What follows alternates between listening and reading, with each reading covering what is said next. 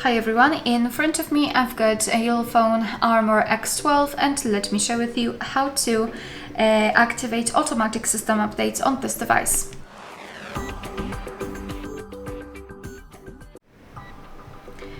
So let's begin with opening the settings, and here we have to scroll down to the very bottom to find About Phone.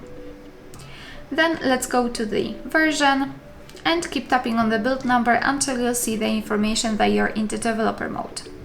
Now we can go back to the general list of the settings and find System and tap on Developer Options. Now all we have to do is to scroll down a little bit to find this automatic system updates and tap on the switcher to turn it on. And from now on, since this option is active, your device is allowed to apply the updates whenever it will be restarted and of course whenever the update is available. You can turn this option off just by tapping on the switcher again. Alright, so that will be all. Thank you so much for watching. Please hit the subscribe button and leave the thumbs up.